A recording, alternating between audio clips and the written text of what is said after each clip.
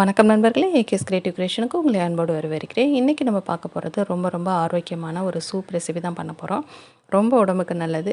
பொதுவாக பார்த்திங்கன்னா முருங்கைக்கீரை தான் நம்ம உடம்புக்கு நல்லது அப்படின்னு சொல்லி நினச்சிருப்போம். பட் முருங்கைக்கீரையை விட அதில் உள்ள அந்த காம்பு பகுதியும் நம்ம உடம்புக்கு நல்லது. அந்த காம்பை இனிமேல் தூக்கி போட்டுறாதீங்க. இது போல் சூப் வச்சு நம்ம குடித்தோம் அப்படின்னு சொன்னாக்கா ரொம்ப சத்தான ஒரு ஹெல்த்தியான ஒரு ரெசிபி நம்ம உடம்புல சேர்த்துக்கிட்டதாக இருக்கும். இப்போ நம்ம மீதம் இருக்கக்கூடிய அந்த காம்பு பகுதிகளை சின்ன பீசஸாக கட் பண்ணிவிட்டு குக்கரில் சேர்த்துறேன். சேர்த்துட்டு இதில் ஒரு 5லேருந்து ஒரு 6 சின்ன வெங்காயமும் ஒரு சின்ன சைஸ் பெரிய வெங்காயமும் பொடியாக கட் பண்ணி வச்சுருக்கேன். அதை உரலில் போட்டு இடிச்சிட்டு அதையும் சேர்த்துடலாம். இதன் கூட ஒரு பாதி தக்காளி சேர்த்துருக்கேன். அதையும் கட் பண்ணி சேர்த்துடலாம். இதோட இஞ்சி ஒரு சின்ன சைஸ் அளவுக்கு அதையும் உரலில் போட்டு இடிச்சிட்டு ஒரு 4லேருந்து 5 பல் பூண்டு சேர்த்துட்டு இதோட ஜீரகத்தூள் கொஞ்சம் மிளகுத்தூள் கொஞ்சமாக சேர்த்துடலாம். சேர்த்துட்டு இதன் கூட மஞ்சத்தூள் கொஞ்சமாக சேர்த்து இதை தேவையான அளவுக்கு தண்ணியை சேர்த்துடலாம்.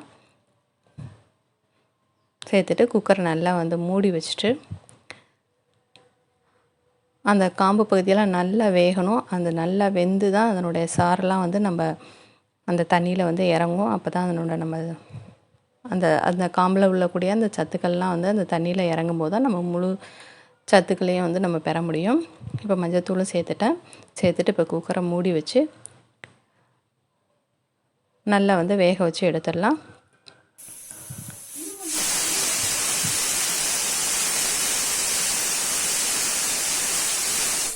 அதுக்கு முன்னாடி நம்ம சேனல் நீங்கள் இது வரைக்கும் சப்ஸ்கிரைப் பண்ணலன்னா கீழே இருக்கிற இடத்துல சப்ஸ்கிரைப் பண்ண நமக்கு சப்ஸ்கிரைப் பண்ணிடுங்க. கூடவே பக்கத்தில் ஒரு பெல் சிம்பிள் வரும், அதையும் ப்ரெஸ் பண்ணிவிடுங்க.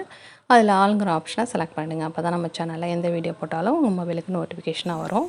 இப்போ பார்த்தீங்கன்னாக்கா நல்லா வெந்து வந்துடுச்சு. அதை வடிகட்டிட்டு அதோட மிளகுத்தூள் இன்னும் கொஞ்சம் கூடுதலாக சேர்த்துக்கிறேன். ஃபஸ்ட்டு கம்மியாக தான் சேர்த்தேன். இதோட இந்த சூப்புக்கு தேவையான அளவுக்கு உப்பே சேர்த்துட்டோம் அப்படின்னு சொன்னாக்கா அவ்வளோதான், நமக்கு ஆரோக்கியமான சூப் ரெடி ஆகிடுச்சுங்க. கண்டிப்பாக இதை ட்ரை பண்ணி பாருங்கள். வீடியோ கண்டிப்பாக பிடிச்சிருக்கும்னு நினைக்கிறேன். பிடிச்சிருந்தால் மறக்காமல் லைக் பண்ணுங்கள். உங்கள் ஃப்ரெண்ட்ஸ் ரிலேட்டிவ்க்கு ஷேர் பண்ணுங்கள். முக்கியமாக கமெண்ட் பண்ணுங்கள். வேற ஒரு இன்ட்ரெஸ்டிங்கான வீடியோ உங்களை மீண்டும் சந்திக்கிறேன். வணக்கம்.